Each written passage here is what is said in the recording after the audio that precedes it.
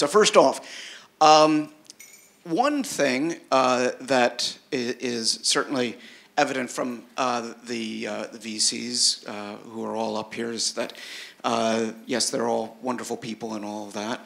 But I think diving down into that is with respect to your individual investment philosophy. Are you more theme-based? Do you go for, say, I'm looking for companies in this space? Or are you more based upon or focused on, say, a particular team? Or is there some other philosophy that is actually fundamental to your own investment philosophy? So, Karen, you want to start off with that? Oh, that's an interesting one.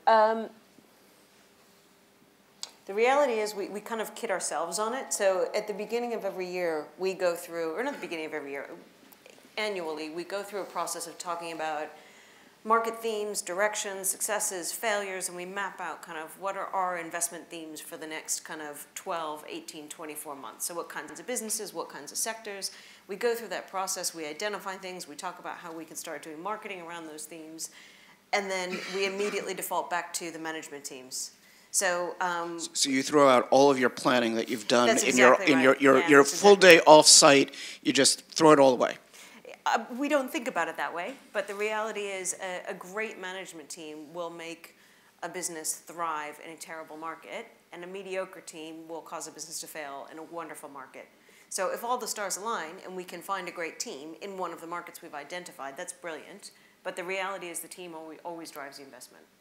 And we always want to keep doing earlier stage businesses. Just our nature is that we find exciting, thrilling businesses that are early stage, but we have to keep reminding ourselves that we believe that really early stage businesses and seed funding need a lot more resources than we're able to give. And that's the reason that we tend not to do it, not because we don't like it, we actually love it, but we believe that you need to be able to put the resource into being able to do that, and we just aren't scaled up to do it. Okay, Alex, we're actually even more intellectually dishonest than that. We convince ourselves when you see a great team that that in fact it does fit the theme, even though it maybe sometimes is a bit of a stretch. But I think it's generally we are very focused around a particular business model, and of course then somebody comes in and pitches something that kind of fits, but then it also doesn't. And at the same time, we really like the team. We make it fit, I guess. But I think we've all made the mistake of trying to be too thematic, and that usually ends in tears. Okay, Alex? I'm going to take a slightly different view. So I am quite dogmatic. I chose the sectors that I said I would invest in when I wrote my limited partner memorandum, because I thought that A, they were likely to be economically exciting, and B, I might know enough about them to do something with them. So I still find myself saying no pretty quickly to a lot of people. And I mean, I even did it to some of you today, right? It's easier for me to be clear quickly about what I can't do, so I can focus in on the things that I think I might add value to. And that doesn't mean I'm slavishly going to, refuse to look at anything else. But I do genuinely believe that the themes that we identified are still interesting. I guess I reserve the right to change them during the life cycle of the fund. 10 years is a long time, especially in our industry. But nevertheless, for me, these themes are still exciting, and I don't have bandwidth to deal with people who aren't falling into areas where I'm expert. I'll make a confession. I couldn't invest in ASMAT in Citymapper because it's a consumer-facing product, and I just don't understand enough myself about how those work, because I'm really an enterprise B2B guy. So I said to ASMAT, I'm really sorry, I just can't invest in your business. Now, actually, he's probably going to have a fantastic business. Right now, he has a fantastic product. He doesn't yet have a fantastic business. We'll see how that goes. Okay, Sean? Yes, I mean, I think we're like Karen. We come up with themes, but our themes tend to be more, as opposed to saying sectors, we try to say, okay, we really think loyalty is the next step for merchants. We think mass personalization on the consumer side is important. And then exactly what Karen said, we throw it all out the window when you meet someone because you're like, fuck, that just sounds really good. And it's a really big market, and the team is fantastic. So we do, in our OPA as well, it does say these are the areas we find interesting, but we do reserve the right to change our mind. And I think a good example would be in the social networking space. I'm sure back in 2007, Friendster just failed. And if no one had in their themes social network is going to be big, yet Facebook created I looked at it's like a $210 billion market cap now. It's truly staggering. I don't know when the last time you looked. It's been an amazing kind of stock ride. But you just mentioned, Sean, some particular areas that you're looking at specifically. So let's delve a little bit in that. I mean, Anjan, what specific areas are you investing in right now, or you're looking at or focusing on? Well, so I guess we take, again, a slightly different approach. When we are no, but what do you think your next investment is going to be? That's important. I think we actually don't take a thematic approach. We take a business model view. And I guess we have the benefit that Alex mentioned of turning down a lot of things very quickly, because looking through that network effect lens, it just doesn't look right. But that doesn't mean that we are theme-driven. So we can get excited about something that we think has a network effect or will have a network effect, even though we may not have identified that sector in advance. We don't approach it that way. Are there particular subsectors that we kind of know about that are generally well known? Of course. I mean, the booking platforms of various kinds is something we're interested in, whether it's real-time or book in advance. That's a kind of a rich vein of opportunity. Vertical marketplaces is another rich vein of opportunity for us. But I guess we just don't quite approach it that way. Okay. Karen, where's your next investment going to be? Oh, I couldn't call that, but I could definitely say there are some specific things that we are looking for. One of them would be online video, and we're looking at that from an ad spend perspective. Education continues to be something that we are doing well in and continue to look for things in. The healthcare space, and generally how to bring technology into the healthcare space, is something that's of interest to us. And then fintech, and those are probably the strong areas for us. Alex, you, as the enterprise guy? So I mentioned some of them earlier on. Big data analytics, the software that will help understand the Internet of Things. I'm not so interested in the devices. I'm interested in getting the data from the devices and getting value out of that data. Cybersecurity, which is something that I have worked in, I continue to be active in, and which I think we can probably all agree now there seems to be a much wider and broader need for. Everybody, I used to say people don't want less security, and actually it turns out now people really want to get their privacy balanced correctly with their security requirements, and pretty much everything needs security. So those are definitely big things. And then my colleagues do medical technology at the kind of sensors and diagnostics level. We do some wet chemistry, some computational genomics. So quite science. Hardcore. Hardcore science stuff. Yeah, we like that. Okay, let's open it up for questions to the floor. Yep, right here. Hold on. Take one of these. What's the dumbest thing you did as an investor? Turning down Azmat, Alex? Not yet. Yeah. My list is way higher than that. So you got a long way to go until you get to companies we passed on. So you made the investment call in Bebo. Yes, which worked out well. But so we track every company that we meet with. We track the ones that we passed on investing in, and we see how they do. And then we basically have this horrible exercise every 3 months where we go, I cannot believe we passed on that company. Obviously, it was your fault, and we pointed at everyone else to say that's the reason we didn't invest. But it starts at Supercell at a $3 billion exit when we saw it when they were raising their first $500K.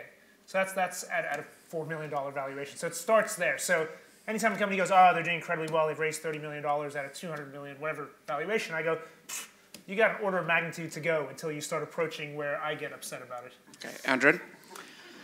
I mean, we've certainly made our very fair share of mistakes around not investing in things we probably should have done with hindsight. But to be honest, I don't lose too much sleep over those. I kick myself when I invest in something despite maybe having gotten ahead of ourselves and then having to live with that mistake for the next 5 or 10 years. Because that's the nature of this business, is you end up spending a huge amount of time on kind of where you make mistakes. And we make mistakes. I mean, failing is in the nature of being an entrepreneur and an investor. But when you fail for reasons that you should have known about and you ignored it, that's when I really kick myself. So I'm not going to name any particular examples, but again, we've made our fair share of mistakes there. Karen? Done many dumb things, but the worst one is probably got arrogant. And I did well quickly in this industry, which was great in some respects, but sort of my second year in. I did well quickly, got arrogant and got a big head about it, and then was quite surprised when I lost a deal and the respect of one of my portfolio company managers in the same year. And it was really a blow for me, but it was a good lesson to learn quickly. And it was a very good reminder of what I actually bring to the table. And so that was probably the dumbest thing that I did. And hopefully I've learned from that quite well. Okay, next question. Well, someone thinks of a question, I was going to say as a filler, the worst thing you can do as an investor as well is when you miss out on something, try to get the next one kind of in that space. And after Supercell, we're like, gotta look at every Finnish gaming company that comes. And we didn't invest in any of them, thank God, because a lot of them didn't turn out to be that fantastic. Or TransferWise, right? I passed on TransferWise as well, and then I look at every currency transfer business, and it just makes it more painful. And revenge deals. I'm actually going to disagree with the whole principle of the thing. We shouldn't regret not investing in any deal, because great businesses get invested by somebody, and that really is all that matters. You know, in the end, the business becomes successful. Sure, you can have 20/20 hindsight and say, oh well, you know, we might have made, you know, huge multiples, but actually, in the grand scheme of things, what's more important is that good businesses get invested by somebody, and you know, the jobs get created, the wealth gets created, and so I actually think, you know, karmically, we can probably be pretty cool about that, really. So there's no point in regretting that. Okay, so the Wall Street Journal, way back in the dot-com days, used to have the Deal Envy Award, which was the deal that you wish you had done, but you didn't. Not necessarily in terms of economic return or anything like that, just because of the quality of the company and the quality of the team, but you didn't make that deal. So this is a proxy. This is a proxy question for what is the business you most admire? Potentially. Okay. Well, I mean, Facebook's a pretty good example, right? And I think, you know, that's I mean, it's hard not to admire that. Does that mean you had a chance to invest in Facebook, though? No. Okay. Just checking. that would make my Supercell decision look. No, I was. Thankfully, I can't fail that one because I wasn't even a VC when that opportunity presented itself. So I'm spared that. But so you know that's my answer. That's an awesome business, and you know I think it came from nowhere, and it's particularly important because it's a total fail on a test that I think I'm clever in trying to apply, which is I try and say to entrepreneurs, so what problem are you trying to solve? And the great joy of Facebook is it does not solve a problem that people had. You know, it just doesn't, right? I mean, you can really bend it and say, oh, you know, human communication is, you know, something that wasn't ever as smooth as it should be, and now it's become frictionless, and isn't that all? You know, grandmas can see their children all the time. Great, but actually that's all bullshit. You know, it just allowed people to achieve a kind of engagement that they never knew they wanted. We didn't know we wanted to be able to do that, and yet actually it's incredibly cool. And you know, 1 billion or whatever it is this week, 2 billion people love it. Right. Andrew, is there a deal that you wish you had done? No, yeah. Look, again, there's many. So within the past year, here in Europe? No, not within the past year, actually. You don't know yet. That's right. There you go. I'm sure there are some that will do tremendously well. But yeah, I don't know yet. But also, again, I does that mean that all of the deals here in Europe in the past year suck? No, not at all. It's that lens, that network effects lens, that didn't quite look right through that lens. Yeah, Sean? The company I admire most in the world, and people, you probably used it but don't actually realize what it is, but Booking.com, if you know that as a company, it's a Dutch company that was bought for, it's a combination of 2 European businesses. They put the Priceline pulled together. It's worth, Priceline as an entity is worth about $60–70 billion. Booking.com's worth like 80 of that. Like the rest of Priceline's negative value. It's kind of like Yahoo's only worth Alibaba, and the rest of Yahoo no one cares about. It's similar to that with Booking, and it is truly a fantastic company. They're incredibly data-driven. They're solving a real problem. They're making it frictionless for both sides, and they just are an amazing execution machine. I mean, it's truly staggering how good Booking is. We've done a lot of investments in the travel space, and all I want to do is try to find anything that can be 1/10 of what Booking.com is. Karen? I'll answer the question specifically, and I wish that we had done Nutmeg. We had the opportunity to do it early on, and I think that is a business. I wouldn't say it's necessarily the business I admire the most, because I would say that is still a product and not specifically a business. But we didn't invest in the very early days. We nearly did, but we didn't, because we tried to stick to we can't do startups. And that's a very good business. And a company I admire, not answering the question, but SoftBank I think is an interesting one because of the CEO's outlook. And it's an unusual one to, he has a 200-year outlook, not a 5-year outlook. And while that's insane, it's also really interesting to try and force yourself to say, what's the world going to look like in 200 years or 100 years or 20 years even? And how do we build a business that is going to be the leading business in the things that we do in 100 years? And of course that target's going to keep moving, but it's an interesting way to look at the world. Okay. Guys? Easy on the first row. What was the furthest you have gone for one of your portfolio companies in trouble? So it could be like rolling up sleeves, could be whatever way.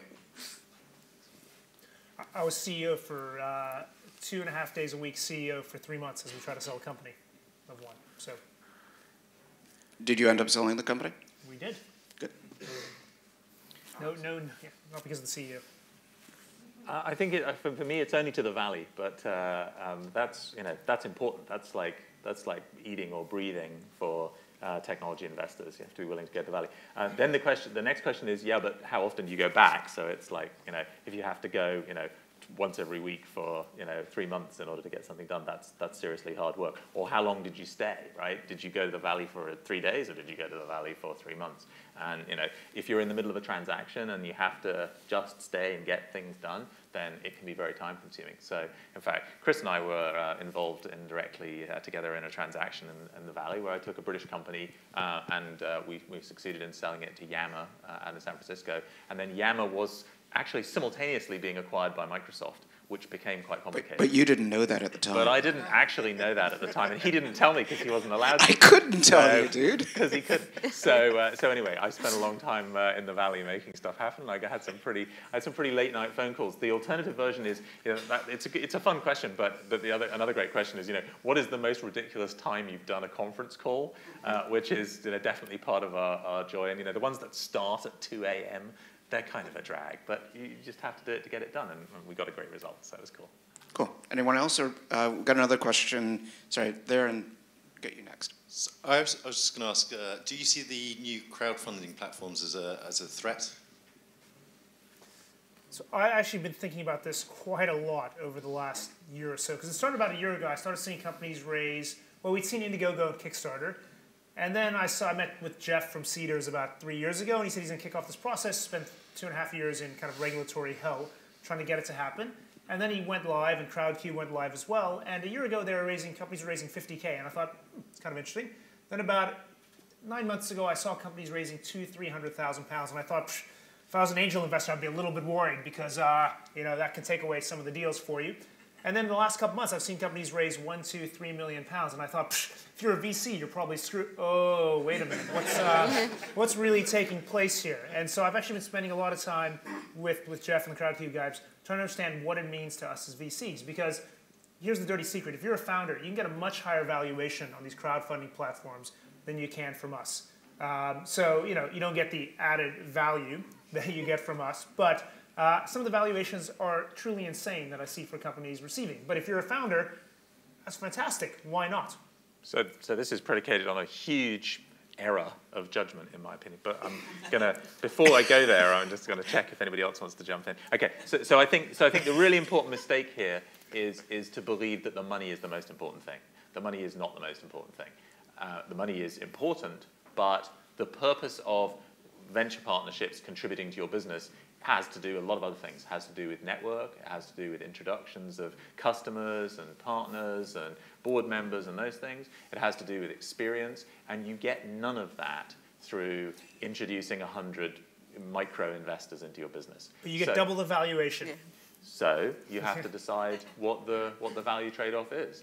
And certainly my experience in running several businesses myself was the money was nice, the valuation was moderately important. I actually never really negotiated valuations in my financing rounds, but I really, really chose carefully the investors that I was adding into my board because I wanted them to really make a difference to me. And actually I thought Asmat did a great job of making this point really clear earlier. You know, actually you are in a more privileged position than you might think. You can choose who your investors are.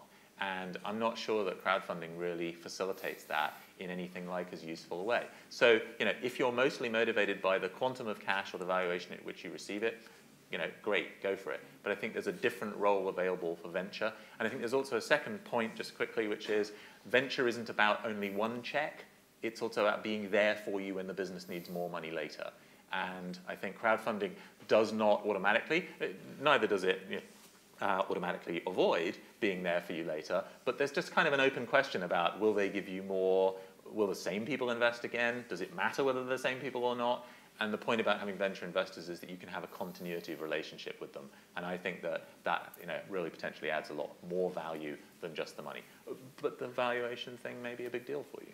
I do think this repeat funding is an incredibly important point around crowdfunding. If you're certain that you're raising the last money you'll ever need, yeah, optimize for valuation and go for it, right? For sure.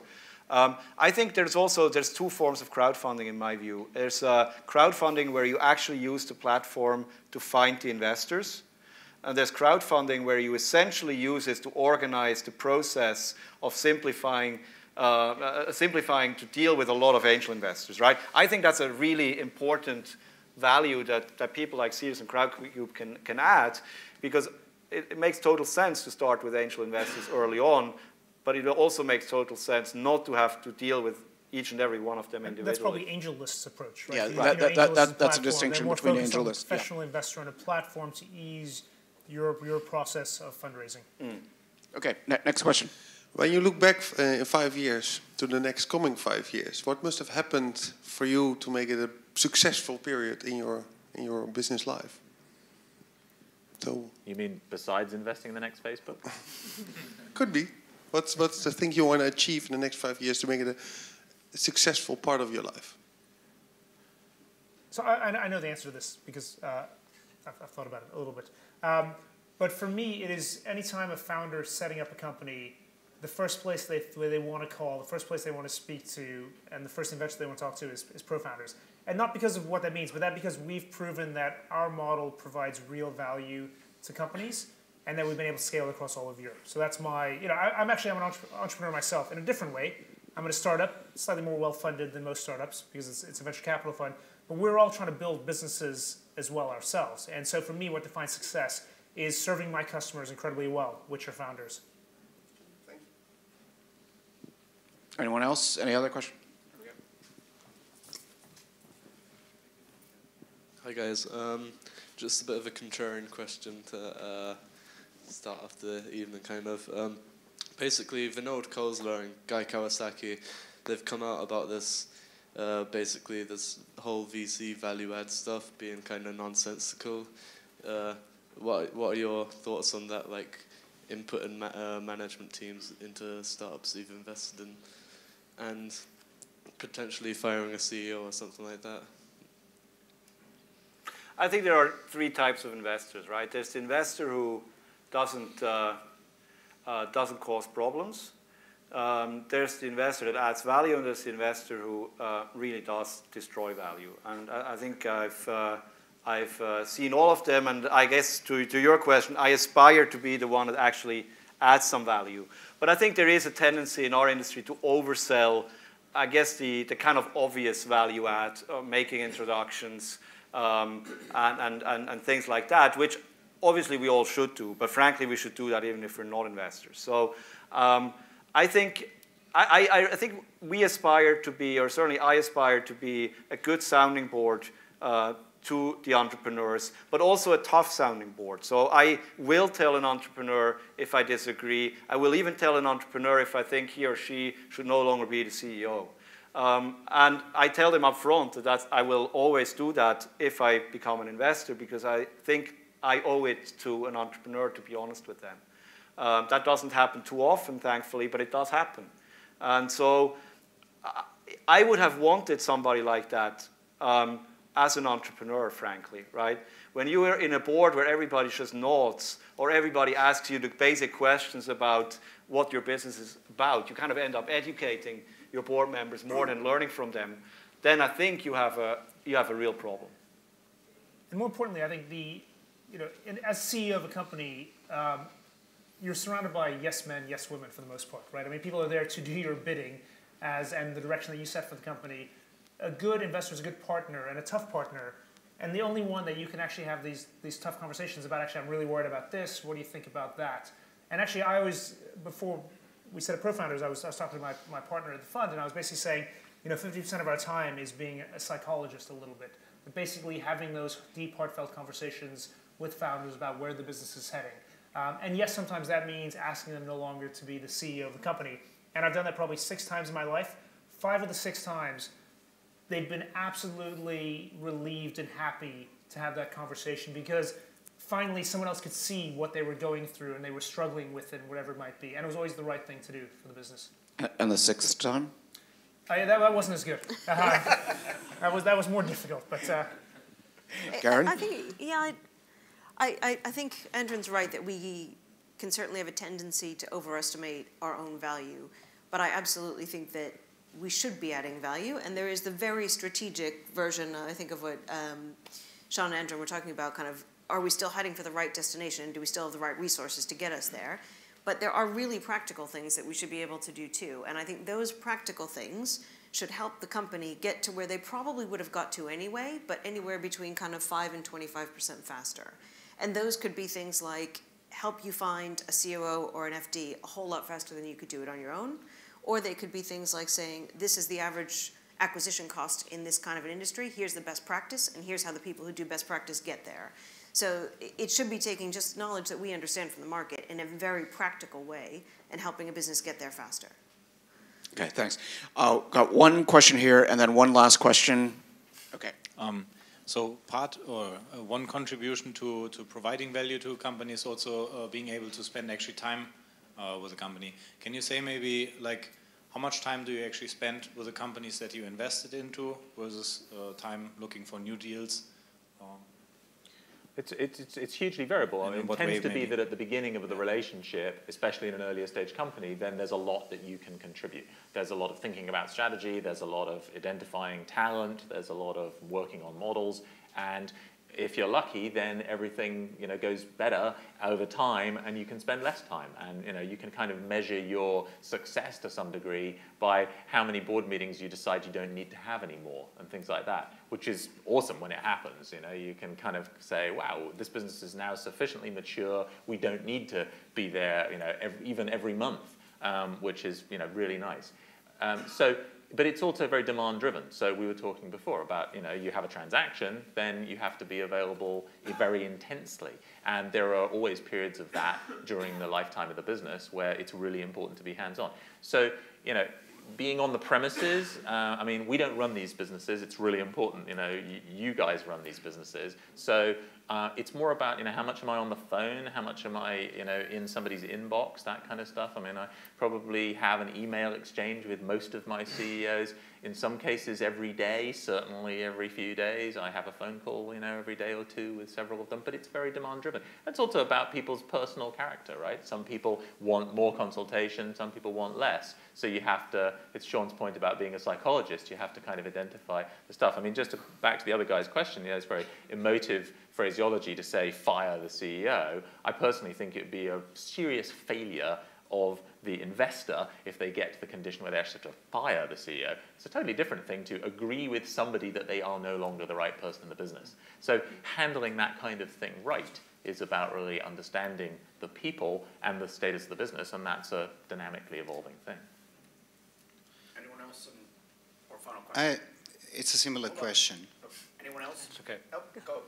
So if I'm getting investment from your company or yourself,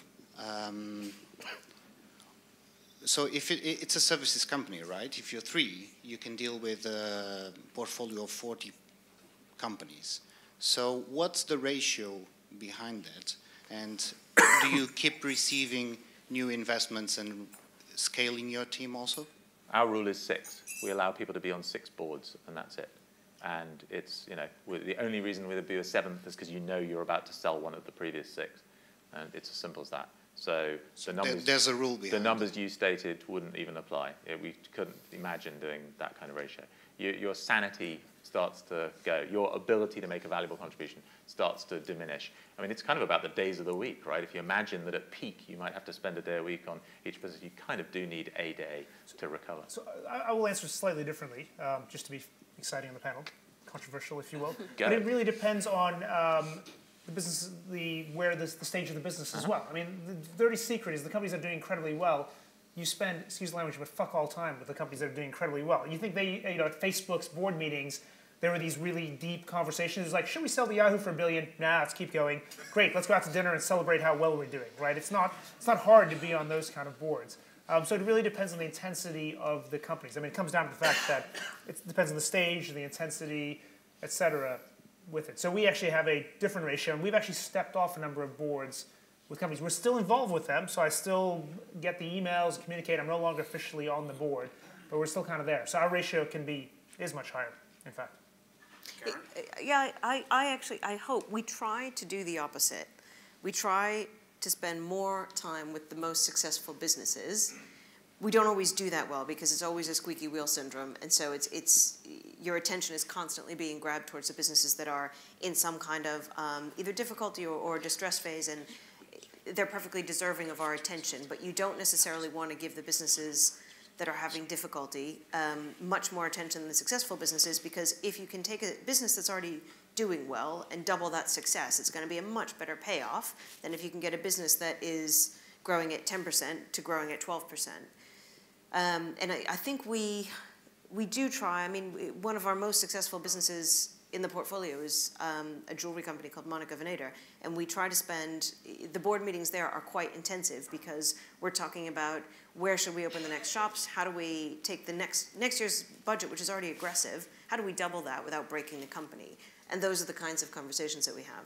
But kind of going back to the question, I think unhelpfully the answer is it depends, because I also have a residential rooftop solar asset which generates fits based on sun hours, and I don't need to do much other than once a quarter look at those numbers. So it does depend on the type of business and the scale. And we do have much more mature businesses that really aren't going to need much input from us until it comes to sale time. So, and Andrin, I think you've got the final word here.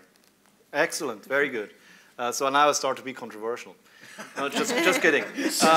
Just kidding. No, I think it's actually hard to add something with it. I think we've heard different perspectives here, and I agree with, I guess, elements of all of them. Fundamentally, we are on more than 6 boards, but are also conscious that this is a business that doesn't scale, right? I mean, it is a service business, as you rightly pointed out. And I think it's important to get the mix right. So I would not want to be on 12 early stage boards, especially if I'm the only investor as well. And that's, I think, a very important point. As a syndicate, so it's a little bit like when we're taking money, if you're taking money from more than one investor, you have to also make sure that those guys get along. Because one of the worst dynamics in a company is to have disagreeing board members working with you.